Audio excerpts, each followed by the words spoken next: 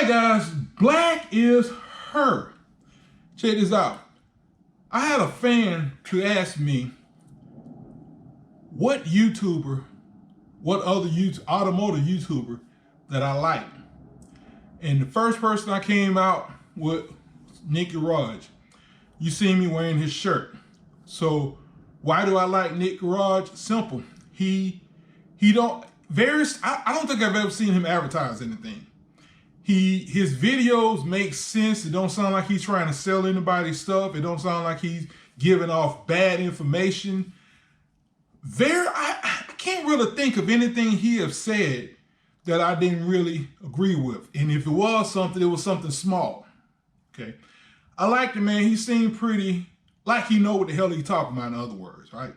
Now, there's the guy, first of all, there's Mike.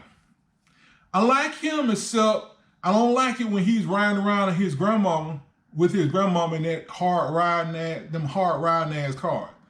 Old people don't need to be in jarring, low riding cars. Old people need to be in something soft riding. About the lowest thing they need to be in is a Cadillac car, Crown Vic. They don't need to be in no damn low riding sports car. That's one of the few problems I have with him. There was a video some years ago where he had he had said that he used some crap called water wetter.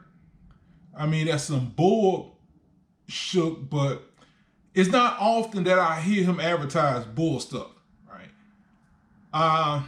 There's a couple, South Main Auto Channel, the guy who works on cars, got the little white guy. I think you know who I'm talking about. You know, every time I fall asleep and I leave my laptop on, I end up on one of his videos. I like him.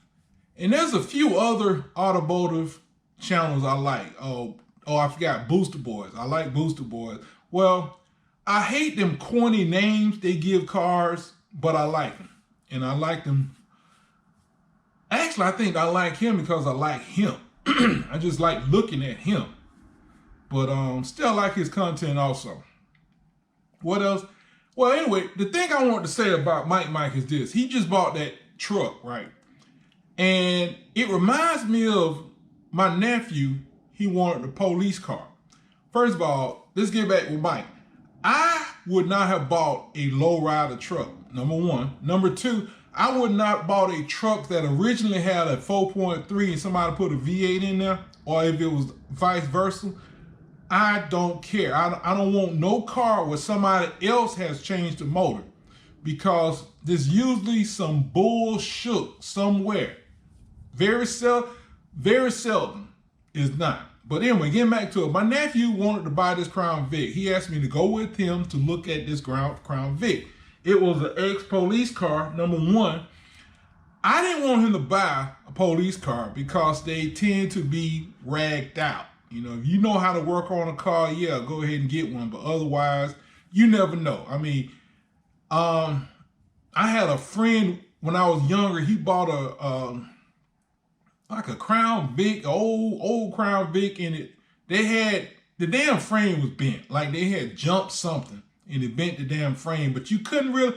The fender looked like it wasn't fitting right. But I had a feeling something more was wrong with it. But yeah, they jumped something and it bent the damn frame. So you could drive the car, but it didn't look right. It did not look right. But anyway, get back to it. I told my nephew, I went to look at this car with my nephew, and the guy was a young guy. And the guy, he was glad to tell me, it's got a newer motor. And I don't remember what year the Crown Vic. I want to say it was a 98, but I'm not real sure. I don't really remember.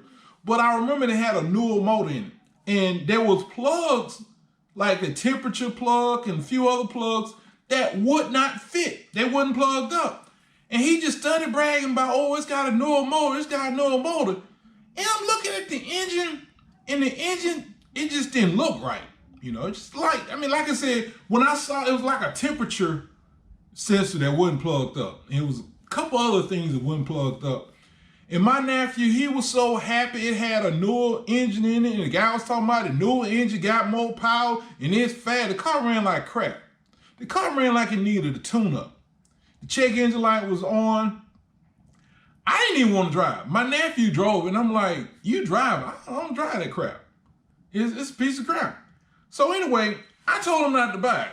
So we left, and he telling me that I don't know nothing about Crown Vics, and it's a police car. It's got a no. I'm like, yeah, I know that. I already know that. So I'm like, well, if I don't know anything about cars, why the hell did you ask me to come with you? Well, anyway, he went ahead and bought the damn car behind my back, which, I mean, his money, do what he want.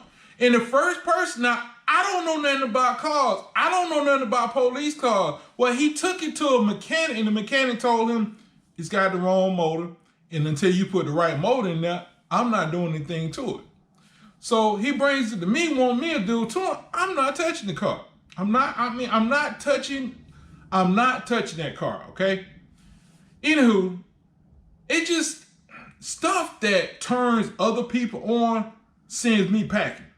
I mean, I'm saying, yes, I wanted to pay a shop to put a 1.8 turbo on my Golf, but this was going to be a shop, and I was expecting them to do it correctly.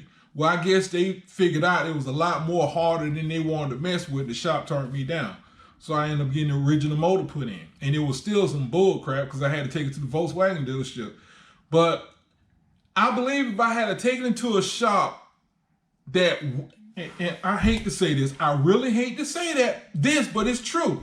I took it to a shop at the edge of Atlanta. Now, Bowden Road, I think is still Atlanta.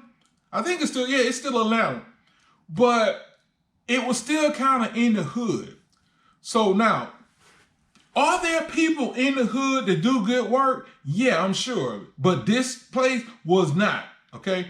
And the fact that there was probably didn't help. Now, okay, again, are there some shops in Atlanta that's ran by, that's do legitimate work? Yeah, I'm sure there are.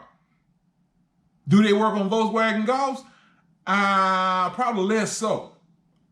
Probably less so. If you know of a shop that's ran by, that do good work, let me know.